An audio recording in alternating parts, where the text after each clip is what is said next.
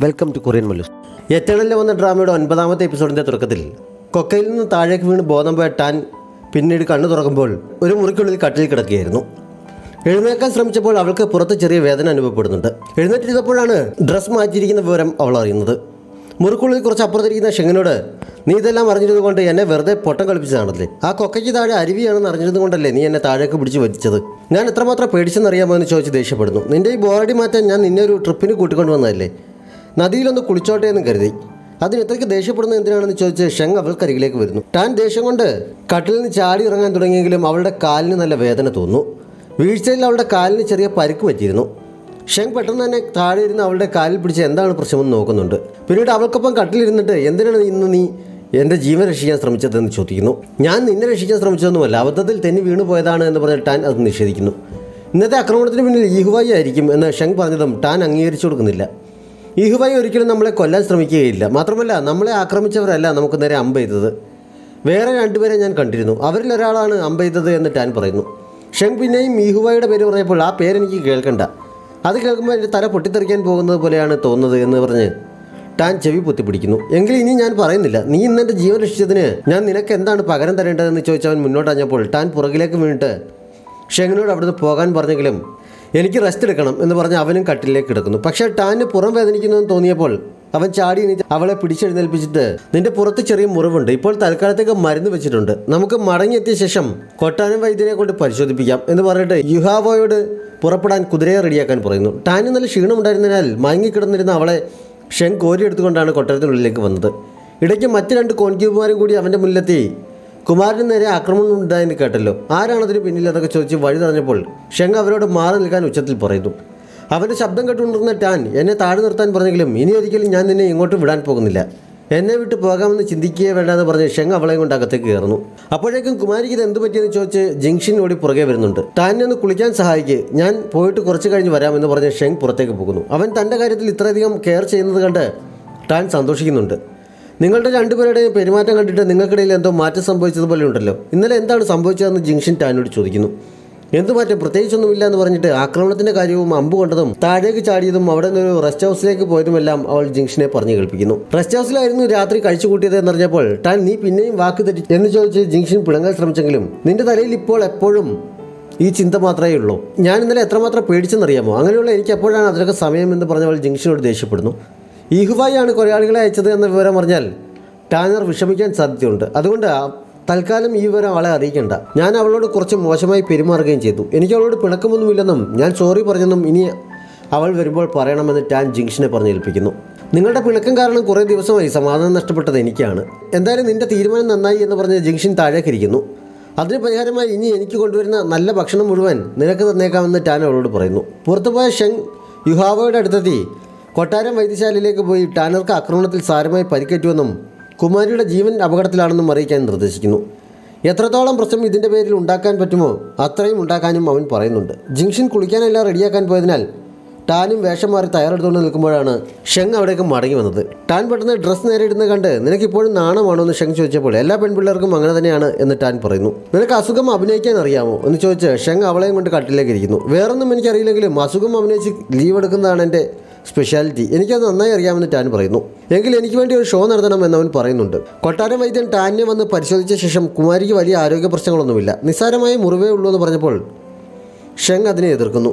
ടാനറുടെ ജീവൻ അപകടത്തിലാണ് എന്ന് വരുത്തി തീർക്കുകയാണ് അവൻ്റെ ലക്ഷ്യമെന്ന് വൈദ്യന് മനസ്സിലാവുന്നതിനാൽ അങ്ങയുടെ ഉദ്ദേശം എനിക്ക് മനസ്സിലായി, ഞാൻ കൊട്ടാരത്തിൽ ചെന്ന് അതുപോലെ അറിയിച്ചു കൊള്ളാമെന്ന് അയാൾ പേടിയോടെ പറയുന്നു. അതിന് ആക്കം കൂട്ടുന്ന രീതിയിൽ ടാൻ ഫിറ്റ്സ് വന്നതുപോലെ തകർത്ത് അഭിനയിക്കുന്നുമുണ്ട്. അവളുടെ അഭിനയം കണ്ട് ജിങ്ഷിനും ഷെങ്ങും ചിരിയടക്കാൻ പാടുപെടുന്നുണ്ട്. എത്രയും പെട്ടെന്ന് രാജാവിനെയും രാജമാതാവിനെയും വിവരം അറിയിക്കാമെന്ന് പറഞ്ഞ് വൈദ്യൻ വേഗം സ്ഥലം വിടുന്നു.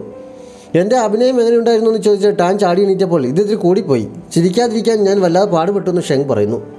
ആ സമയത്ത് യുഹാവ അകത്തേക്ക് വന്ന് ടാനിനെ കാണാൻ ഷുവാൻ വന്നിട്ടുണ്ട് എന്നറിയിക്കുന്നു. ടാൻ സന്തോഷത്തോടെ ചാടി എണീച്ച് അവനെ കാണാൻ പോകാനായി എഴുന്നേറ്റെങ്കിലും ഷെങ് അവളോട് അവിടെ ഇരിക്കാൻ പറഞ്ഞിട്ട് ഷുവാനോട് ലൈബ്രറിയിൽ വെയിറ്റ് ചെയ്യാൻ പറയും, ഭാവിയിലാണെങ്കിലും എൻ്റെ അനുവാദമില്ലാതെ ഇങ്ങോട്ടേക്ക് വരരുത് എന്നും അവനോട് പറയണമെന്ന് പറഞ്ഞ് യുഹാവയെ പറഞ്ഞേക്കുന്നു. ടാൻ അവനോട് ദേഷ്യപ്പെട്ടപ്പോൾ ഇനി മുതൽ ഞാനല്ലാതെ മറ്റൊരു പുരുഷനുമായി നീ അടുപ്പം കാണിക്കാൻ പാടില്ല എന്നവർ പറഞ്ഞപ്പോൾ ടാൻ്റെ ദേഷ്യം മാറിയൊരു പുഞ്ചിരി വിടരുന്നുണ്ട്. ഷെങ് ഷുവാൻ്റെ അടുത്തെത്തിയപ്പോൾ ചേട്ടനെന്താ എന്നെ ചേട്ടത്തെ കാണാൻ സമ്മതിക്കാഞ്ഞത് എന്ന് ചോദിച്ച് അവൻ പിണങ്ങുന്നു. നീ ഗൗരവമുള്ള കാര്യങ്ങൾ ചെയ്യാൻ പ്രായമായിട്ടും കുട്ടികളെയും കൊണ്ട് നടക്കുകയാണെന്ന് ഷെങ് ചോദിച്ചപ്പോൾ ചേട്ടൻ എന്നെ ഏൽപ്പിച്ച കാര്യങ്ങളൊക്കെ ഞാൻ ഭംഗിയായി ചെയ്തിരുന്നു. ചേട്ടൻ പറഞ്ഞതുപോലെ ഞാൻ താഴ്വാരത്തിൽ കാത്തു നിന്നപ്പോൾ കയ്യിൽ ബോക്സുമായി പോയ കുറേ ആയുധധാരികളെ കണ്ടിരുന്നു. അവരെ പിന്തുടർന്നപ്പോൾ അവർ അതുമായി പ്രിൻസ് യിഹുവായുടെ കൊട്ടാരത്തിലേക്കാണ് പോയതെന്ന് ഷുവാൻ അറിയിക്കുന്നു. യിഹുവായിയാണ് അവരെ അയച്ചതെന്ന് ഞാൻ ഊഹിച്ചിരുന്നു. എൻ്റെ കയ്യിൽ ഓർമ്മ കിട്ടിയിട്ടുണ്ട് എന്നറിഞ്ഞപ്പോൾ അവൻ തീർച്ചയായും എന്തെങ്കിലും ചെയ്യുമെന്ന് എനിക്കറിയാമായിരുന്നു. ഇത്തവണ എന്തായാലും അച്ഛൻ അവനെ ശിക്ഷിക്കേണ്ടി വരും എന്ന് ഷെങ് പറയുന്നു. ഞങ്ങൾക്ക് നേരെ ആക്രമണം ഉണ്ടായി എന്നും അതിന് പിന്നിൽ യിഹുവായി ആണെന്ന് സംശയമുണ്ടെന്നും ടാനറുടെ ജീവൻ അപകടത്തിലാണെന്നും ഒക്കെ പറ്റാവുന്നത്രയും പേരെ അറിയിക്കാൻ ഷെങ് ഷുവാനെയും ഏൽപ്പിക്കുന്നു. ഒരു ഉറക്കം കഴിഞ്ഞപ്പോൾ ടാൻ ഉണർന്നത് ടാനറായിട്ടാണ്. എൻ്റെ പുറവും കാലുമൊക്കെ വേദനിക്കുന്നുണ്ടല്ലോ, ടാൻ എന്തെങ്കിലും സംഭവിച്ചോ എന്നവൾ ജിങ്ഷനോട് ചോദിക്കുന്നു. പ്രത്യേകിച്ചൊന്നുമില്ല, പിന്നെ കുമാരിയോടുള്ള പിണക്കമൊക്കെ ടാൻ അവസാനിപ്പിച്ചു എന്ന് ജിങ്ഷൻ അറിയിച്ചപ്പോൾ ഞാനും കുറച്ച് മോശമായാണ് പെരുമാറിയത്. അവളുടെ കാര്യം ഞാൻ ചിന്തിച്ചതേ ഇല്ല. ഇനി മുതൽ ഞാൻ അവളുടെ കാര്യത്തിൽ ഇടപെടില്ല. അവൾക്ക് ഇഷ്ടമുള്ളതുപോലെ ചെയ്തോളാൻ പറഞ്ഞേക്കെന്ന് ടാനർ അറിയിക്കുന്നു. ഇന്ന് നല്ല മൂഡ് തോന്നിനാൽ നമുക്ക് പുറത്തൊക്കെ പോയി നടക്കാമെന്ന് പറഞ്ഞവൾ എഴുന്നേക്കാൻ തുടങ്ങിയപ്പോൾ പുറത്ത് പോകാൻ കഴിയില്ല എന്ന് പറഞ്ഞിട്ട് ടാനറും ഷെങ്ങിനും നേരെയുണ്ടായ ആക്രമണവും തുടർന്നുള്ള സംഭവങ്ങളും വിവരിച്ചിട്ട് ആക്രമണത്തിന് മുന്നിലുള്ള ആളെ പിടിക്കാനായി ഷെങ്ങും ടാനും ചേർന്ന് ഇപ്പോൾ അസുഖം അഭിനയിക്കുന്നതിനാലാണ് പുറത്തേക്ക് പോകാൻ പറ്റാഞ്ഞത് എന്നും ജിങ്ഷൻ അറിയിക്കുന്നു. കുമാരി ഉണരുകയാണെങ്കിൽ അഭിനയം തുടരണമെന്ന് ടാൻ പറഞ്ഞിട്ടുണ്ട്. എങ്ങനെയാണ് അഭിനയിക്കേണ്ടതെന്ന് ഞാൻ കാണിച്ചു തരാം എന്ന് പറഞ്ഞ് ജിങ്ഷൻ കട്ടിലിൽ കിടന്ന് അഭിനയിച്ചുകൊണ്ട് കാണിക്കുന്നു.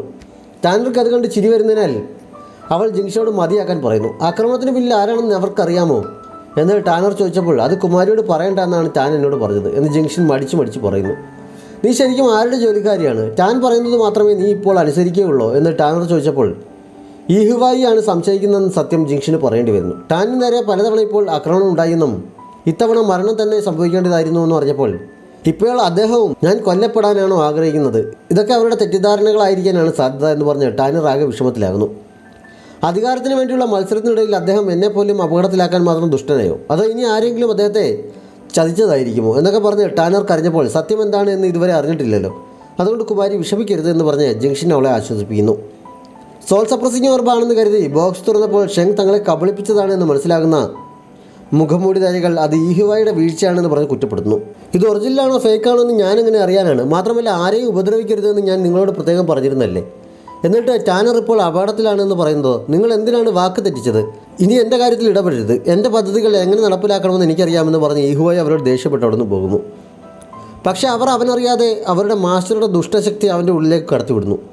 അതിൻ്റെ തെളിവെന്നോണം അവൻ്റെ കഴുത്തിന് പുറകിലായി ഒരു അടയാളവും തെളിയുന്നുണ്ട്. പക്ഷേ യിഹുവായി ഇതൊന്നും അറിയുന്നില്ല. ഷെങ്ങിനും ടാനറിനും നേരെയുണ്ടായ ആക്രമണത്തിന് മുന്നിൽ യിഹുവായി ആണ് എന്ന് നഗരം മുഴുവൻ പറഞ്ഞിരിക്കുന്നു എന്ന് പറഞ്ഞ് രാജാവ് മന്ത്രിയോട് ദേഷ്യപ്പെടുന്നു. റൂമർ മാത്രമല്ലേ ഉള്ളൂ, വ്യക്തമായ തെളിവില്ലാത്തതിനാൽ ഇതിൻ്റെ പേരിൽ കുമാരനെ ശിക്ഷിക്കരുതെന്ന് മന്ത്രി പറഞ്ഞപ്പോൾ എങ്കിൽ അന്വേഷിച്ച് യഥാർത്ഥ കുറ്റവാളിയെ കണ്ടെത്താൻ രാജാവ് ആവശ്യപ്പെടുന്നു. ആ സമയത്ത് അവിടേക്ക് വന്ന രാജമാതാവ് നിങ്ങളുടെ സംഭാഷണം കുറച്ച് ഞാൻ പുറത്തുനിന്ന് കേട്ടിരുന്നു. നിങ്ങളുടെ മകളുടെ ജീവൻ അപകടത്തിലാണെന്ന് അറിഞ്ഞിട്ടും നിങ്ങൾ എന്തിനാണ് കുറ്റവാളിയെ രക്ഷിക്കാൻ ശ്രമിക്കുന്നത്? നിങ്ങൾക്ക് അടുത്ത രാജാവിൻ്റെ അമ്മയയ്യപ്പൻ ആകാനുള്ള ആഗ്രഹം കൊണ്ടാണെങ്കിൽ നിങ്ങളുടെ മരുമക്കളിൽ ആര് തന്നെ രാജാവായാലും അത് നടക്കുമല്ലോ. നിങ്ങൾ എന്തിനാണ് ഒരാളെ മാത്രം സപ്പോർട്ട് ചെയ്യുന്നതെന്ന് ചോദിച്ച് മന്ത്രിയോട് ദേഷ്യപ്പെടുന്നു. മന്ത്രി മറുപടി പറയാൻ തുടങ്ങിയപ്പോഴേക്കും അദ്ദേഹത്തോട് പുറത്തു പോകാൻ രാജാവ് നിർദ്ദേശിക്കുന്നു. അമ്മ എന്താണ് ഉദ്ദേശിക്കുന്നതെന്ന് എനിക്കറിയാം, എന്തായാലും ഈ പ്രശ്നത്തിന് ഞാനൊരു പരിഹാരം ഉണ്ടാക്കാമെന്ന് രാജാവ് പറഞ്ഞപ്പോൾ നിനക്ക് യിഹുവായുടെ ഒരു പ്രത്യേക ഇഷ്ടമുണ്ട് എന്നും നീ എപ്പോഴും അവൻ്റെ സൈഡിൽ നിൽക്കുകയുള്ളൂ എന്ന് എനിക്ക് വ്യക്തമായി അറിയാം. പക്ഷേ ഇത്തവണ ഷെങ്ങിന് നീതി കിട്ടിയാൽ മതിയാകുമെന്ന് രാജമാതാവ് പറയുന്നു. അച്ഛൻ അമ്മയെ ഉപേക്ഷിച്ച് ഇവിടെ നിന്ന് പോയതിൻ്റെ ദേഷ്യവും കാണാൻ അച്ഛനെ പോലെ തന്നെ ഇരിക്കുന്ന യിഹുവായുടെ അമ്മയ്ക്കുണ്ട് എന്നെനിക്കറിയാം. അതല്ലേ ഈ ദേഷ്യത്തിന് കാരണമെന്ന് ചോദിച്ച് രാജാവ് അവരുടെ ദേഷ്യം തണുപ്പിക്കാൻ ശ്രമിച്ചെങ്കിലും നീ വെറുതെ വിഷയം മാറ്റണ്ട, ഇത്തവണ ഈ പ്രശ്നം പരിഹരിച്ചേ പറ്റൂ. നീ ഷെങ്ങിന് നൽകിയ ഭാര്യ യിഹുവായ്ക്കൊപ്പം ചേർന്ന് ഷെങ്ങിനെ കൊല്ലാൻ ശ്രമിച്ചതാണോ എന്നും എനിക്ക് സംശയമുണ്ട്. അതുകൊണ്ട് അവളെയും കൂടി ചേർത്ത് ശിക്ഷിക്കണം എന്ന് അവർ പറയുന്നു. ഷെങ്ങിൻ്റെ ജീവൻ രക്ഷിച്ചത് അവളാണ് എന്ന് ഷുവാൻ എന്നോട് പറഞ്ഞല്ലോ, എനിക്ക് പോലും അവളോട് നന്ദിയുണ്ട്. എന്നിട്ട് അമ്മ ദേഷ്യപ്പെടുകയാണോ എന്ന് രാജാവ് ചോദിക്കുന്നു. ഞാൻ വീടിനുള്ളിൽ തന്നെ ഇരിക്കുന്നത് കൊണ്ടാവും ഇങ്ങനെയൊക്കെ ചിന്തിക്കുന്നത്. എന്തായാലും ഈ പ്രശ്നത്തിന് പരിഹാരം ഉണ്ടാക്കിയാൽ മതിയാകും എന്ന് പറഞ്ഞിട്ട് അവർ മടങ്ങുന്നു. ടാൻ്റെ പരിക്കുകൾ വളരെ ഗുരുതരമാണ് എന്ന് പുറത്തു നിൽക്കുന്ന കാവൽക്കാരെ അറിയിക്കാൻ വേണ്ടി ടാൻ്റെ മുറിക്കുള്ളിലിരുന്ന പാത്രങ്ങൾ വലിച്ചെറിഞ്ഞ് പൊട്ടിക്കുകയും ബഹളം വയ്ക്കുകയും ഒക്കെ ചെയ്യുന്നുണ്ട്. കാവൽക്കാർ എന്താണ് പ്രശ്നമെന്ന് യുഹാവോട് ചോദിച്ചപ്പോൾ കുമാരിക്ക് ഇപ്പോൾ മരുന്ന് പോലും കഴിക്കാൻ വയ്യാത്ത വിധമായിരിക്കുന്നു. കുമാരന് അതിൻ്റെ ദേഷ്യവും സങ്കടവുമാണ്. ആരും അകത്തേക്ക് കടന്നവരെ ശല്യം ചെയ്യാതെ നിങ്ങൾ നോക്കിക്കൊള്ളണം എന്ന് യുഹാവോ അറിയിക്കുന്നു. ഈ വിവരം ആരെങ്കിലുമൊക്കെ പറഞ്ഞറിഞ്ഞ് എത്തേണ്ട ചെവികളിൽ എത്തുമെന്ന് ഷെങ്ങിന് ഉറപ്പുണ്ടായിരുന്നതിനാൽ അതിനുവേണ്ടിയുള്ള അവൻ്റെ സൂത്രമായിരുന്നു ഇതൊക്കെ. അകത്ത് ഷെങ്ങിൻ്റെ അഭിനയം കണ്ട് ചിരിയടക്കാൻ പാടുപെടുകയാണ് ടാൻ. ചിരിക്കാതെ എങ്ങനെ ഇങ്ങനെ ഇരിക്കാൻ കഴിയുന്നു എന്നവൾ ചോദിച്ചപ്പോൾ എനിക്ക് പെട്ടെന്ന് ചിരി വരാറില്ല, ഞാൻ നല്ല സീരിയസ് ആണ് എന്നവൻ പറയുന്നു. എങ്കിൽ അതൊന്നും അറിഞ്ഞിട്ടേ ഉള്ളൂ ബാക്കി കാര്യമെന്ന് പറഞ്ഞ് ടാൻ അവനെ ഇക്കിളിയാക്കാൻ തുടങ്ങുന്നു. കുറച്ചു നേരം ഷെങ് മസിൽ പിടിച്ചിരുന്നെങ്കിലും അവസാനം അവന് ചിരി പൊട്ടുന്നു. ശബ്ദം പുറത്തു നിൽക്കുന്നവർ കേൾക്കാതിരിക്കാൻ ടാൻ അവൻ്റെ വായ പൊത്തിപ്പിടിക്കുന്നു. അതോടെ ഷെങ്ങിൻ്റെ കൺട്രോൾ പോയി എന്ന് തന്നെ പറയാം. അവൻ അവളെയും കൊണ്ട് കട്ടിലേക്ക് മറിയുന്നു. പണി പാളുമെന്ന് മനസ്സിലായതിനാൽ ടാൻ അവനെ എഴുന്നേൽപ്പിക്കാൻ ഒരു ശ്രമം നടത്തിയെങ്കിലും ഷെങ് പിന്മാറുന്നില്ല. എൻ്റെ കാല് വയ്യ എന്ന് ടാൻ എക്സ്ക്യൂസ് പറഞ്ഞപ്പോൾ അതും ഇതുമായി എന്താണ് ബന്ധമെന്ന് ഷെങ് ചോദിക്കുന്നു. ഞാനിതുവരെ റെഡിയായിട്ടില്ല എന്ന് ടാൻ വീണ്ടും പറഞ്ഞപ്പോൾ അതിൻ്റെ ആവശ്യമൊക്കെ ഉണ്ടോ എന്ന് അവൻ വീണ്ടും ചോദിക്കുന്നു. ഒന്നും അറിയാത്ത പോലെയുള്ള ഷെങ്ങിൻ്റെ സംസാരം കേട്ടപ്പോൾ നീ ആദ്യമായി അടുത്തിടപഴകുന്ന പെണ്ണാണോ ഞാൻ എന്ന് ടാൻ ചോദിക്കുന്നു. അതിനെന്താണ് ഇപ്പോൾ പ്രാധാന്യമെന്ന് അവൻ ചോദിച്ചപ്പോൾ അങ്ങനെ തന്നെയാണ് എന്ന് ടാൻ മനസ്സിലാകുന്നു. ഡോഗ്യൂ സാമ്രാജ്യത്തിലെ പേരുകെട്ട രാജകുമാരൻ വെർജിനായിരുന്നു അല്ലേ എന്ന് പറഞ്ഞ് ടാൻ ചിരിക്കുന്നത് കണ്ടപ്പോൾ ഷെങ് അവളെ കിസ് ചെയ്തിട്ട് എൻ്റെ ജീവിതത്തിലെ ഒരേ ഒരു പെണ്ണാണ് എന്നറിഞ്ഞതിൽ ഇത്ര സന്തോഷമോ എന്ന് ചോദിക്കുന്നുണ്ട്. അതുകൂടി കേട്ടതോടെ ടാൻ ശരിക്കും മൂഡിലായി എന്ന് പറയാം. ഷെങ് വീണ്ടും അവളെ കിസ് ചെയ്യുന്നു. ടാൻ പൂർണ്ണ മനസ്സോടെ തിരിച്ചും. ഷെങ്ങിന് നേരെ ആക്രമണം നടത്തിയവരെ കണ്ടെത്തിയെന്നറിയാൻ രാജാവ് രാജമാതാവിൻ്റെ അടുത്തെത്തിയപ്പോൾ ഷുവാനും അവിടെ ഉണ്ടായിരുന്നു. മുമ്പ് വിപ്ലവം ഉണ്ടാക്കാൻ ശ്രമിച്ച ചില രാജ്യദ്രോഹികളായിരുന്നു ആക്രമണത്തിന് പിന്നിൽ. ഈഹുവായ്ക്ക് അതുമായി യാതൊരു ബന്ധവുമില്ല എന്ന് രാജാവ് അറിയിച്ചപ്പോൾ അക്രമികൾ പ്രിൻസ് ഈഹുവായുടെ കൊട്ടാരത്തിലേക്ക് പോകുന്നത് ഞാൻ നേരിട്ട് കണ്ടാണല്ലോ എന്ന് പറഞ്ഞ് ഷുവാൻ എതിർക്കുന്നു. പുതിയ അന്വേഷണം നടത്തണമെന്ന് രാജമാതാവും പറയുന്നു. ഇനി അന്വേഷിക്കാനൊന്നുമില്ല, അറിയാനുള്ളതെല്ലാം അറിഞ്ഞു കഴിഞ്ഞു, കുറ്റവാളികൾക്ക് ശിക്ഷയും നൽകിക്കഴിഞ്ഞു. ഇനി ഈ കാര്യം ഇവിടെ ആരും സംസാരിക്കേണ്ട എന്ന് രാജാവ് തീർത്ത് പറയുന്നു. എനിക്ക് വേണ്ടി ഷെങ്ങിനെയും ടാനറിനെയും പോയി ഒന്ന് കാണാൻ ഷുവാനെ പറഞ്ഞേൽപ്പിച്ച് അദ്ദേഹം അവിടെ നിന്ന് പോകുന്നു. ഷെങ് തൻ്റെ മുറിയിലേക്ക് വരുന്നുണ്ടോ എന്ന് വാതിൽക്കൽ നിന്ന് ജിങ്ഷനപ്പോൾ ഒളിഞ്ഞു നോക്കിക്കൊണ്ട് നിൽക്കുകയാണ് ടാൻ. കുമാരൻ അടുത്തെത്താറായി എന്ന് ജിങ്ഷൻ പറഞ്ഞപ്പോൾ അവളോട് വാതിൽക്കൽ നിന്ന് മാറി നിൽക്കാൻ പറഞ്ഞിട്ട് ടാൻ വാതിലിൻ്റെ ഒരു വശത്തായി മറഞ്ഞു നിൽക്കുന്നു. ഷെങ് വാതിൽ തുറന്നപ്പോൾ അവൾ മുന്നിലേക്ക് ചാടി വീണ് അവനെ പേടിപ്പിക്കാനെന്നോണം ഒച്ച ഉണ്ടാക്കുന്നു. ഷെങ്ങിനെ ചിരിപ്പിക്കുകയായിരുന്നു അവളുടെ ലക്ഷ്യമെങ്കിലും പക്ഷേ അവളുടെ പ്രതീക്ഷയ്ക്ക് വിപരീതമായി ഷെങ് എന്തോ വലിയ വിഷമമുള്ളതുപോലെ അവളെ കെട്ടിപ്പിടിച്ചിട്ട് ഞാൻ കുറച്ചു നേരം ഇങ്ങനെ നിന്നോട്ടെ എന്ന് പറയുന്നു. സംഗതി സീരിയസ് ആണെന്ന് തോന്നിയാൽ ജിങ്ഷൻ വേഗം പുറത്തേക്ക് പോകാൻ തുടങ്ങുന്നു. ടാൻ അവളെ തടയാൻ ശ്രമിച്ചെങ്കിലും അവൾ വേഗം പുറത്തേക്ക് ഇറങ്ങുന്നു. എന്താണ് സംഭവമെന്ന് ടാൻ ചോദിച്ചപ്പോൾ ഞാൻ നിന്നോട് തെറ്റ് ചെയ്തു, ഞാൻ കാരണമാണ് നിനക്കിപ്പോൾ ഇങ്ങനെ വേദന അനുഭവിക്കേണ്ടി വന്നത്. യുവരാജാവിനെ തീരുമാനിക്കാനുള്ള സമയമെടുത്തുകൊണ്ട് ഈഹുവായുടെ പേരിൽ മനഃപൂർവ്വം കുറ്റമുണ്ടാക്കാൻ വേണ്ടി ഞാൻ അദ്ദേഹത്തെ ഇങ്ങനെ ഒരു ആക്രമണത്തിന് പ്രേരിപ്പിച്ചതാണ്. നിനക്കിങ്ങനെ അപകടം പറ്റുമെന്ന് ഞാനപ്പോൾ കരുതിയിരുന്നില്ല. നിന്നെ സംരക്ഷിക്കാൻ കഴിയുമെന്നാണ് ഞാൻ കരുതിയിരുന്നത്. എന്നോട് ക്ഷമിക്കണം എന്നവൻ പറയുന്നു. ഇത്രയേ ഉള്ളൂ, ഇതത്ര വലിയ കാര്യമൊന്നുമല്ല, ഇതൊക്കെ എനിക്ക് ക്ഷമിക്കാവുന്നല്ലേ ഉള്ളൂ. ഇതിൻ്റെ പേരിൽ ഞാൻ കുറ്റപ്പെടുത്തില്ല എന്ന് പറഞ്ഞ് ടാൻ അവനെ സമാധാനിപ്പിക്കുന്നു. ഈഹുവായുടെ അടുത്ത പ്ലാൻ എന്താണ് എന്നറിയാൻ മുഖംമൂടിധാരികൾ വീണ്ടും അവനെ കാണുന്നു. നിങ്ങൾ കാരണം യുവരാജാവിനെ തീരുമാനിക്കാനുള്ള സമയമെടുത്ത ഈ നിർണായക ഘട്ടത്തിൽ എനിക്ക് ചീത്തപ്പേരുണ്ടാക്കിക്കൊണ്ടിരിക്കുകയാണ്. ഭാഗ്യത്തിന് അച്ഛനായിട്ട് പ്രശ്നം പരിഹരിച്ചു, പക്ഷേ എല്ലാവരും കരുതുന്നത് കൊലശ്രമത്തിന് പിന്നിൽ ഞാനാണ് എന്നാണ്. ഇനിയും ഇതുപോലെയുള്ള പ്ലാനുമായാണോ വന്നിരിക്കുന്നതെന്ന് ചോദിച്ച് ഈഹുവായി ദേഷ്യപ്പെട്ടപ്പോൾ കൂട്ടത്തിലൊരാൾ നിന്റെ തെറ്റിന് ഞങ്ങളെ കുറ്റപ്പെടുത്തുകയാണെന്ന് ചോദിച്ച് അവനെ ആക്രമിക്കാൻ തുടങ്ങുന്നു. പക്ഷേ ആ പെണ്ണ് അവനെ തടഞ്ഞിട്ട് കുമാരൻ്റെ മന്ത്രിയോട് സഹായം ചോദിക്കണം. കുമാരൻ രാജാവായാൽ ഞങ്ങൾക്ക് സോൾ സപ്രസിംഗ് ഓർമ്മയുമായി ഇവിടെ നിന്ന് പോകാൻ സാധിക്കും. മന്ത്രിക്ക് മാത്രം ചെയ്യാൻ കഴിയുന്ന ചില കാര്യങ്ങളുണ്ട് എന്ന് അവൾ പറയുന്നു. അതെന്താണ് എന്നറിയാൻ ഈഹുവായി ആകാംക്ഷയോടെ നോക്കി നിൽക്കുന്നിടത്ത് ഈ എപ്പിസോഡ് അവസാനിക്കുന്നു. ഏതെങ്കിലും കൂട്ടുകാർ സബ്സ്ക്രൈബ് ചെയ്യാതെ നമ്മുടെ ചാനൽ കാണുന്നുണ്ടെങ്കിൽ വേഗം തന്നെ മറക്കാതെ സബ്സ്ക്രൈബ് ചെയ്യുക. നോട്ടിഫിക്കേഷൻ ലഭിക്കുന്നതിനായി ബെല്ലൈക്കൺ കൂടി അമർത്തുക. Thanks for watching.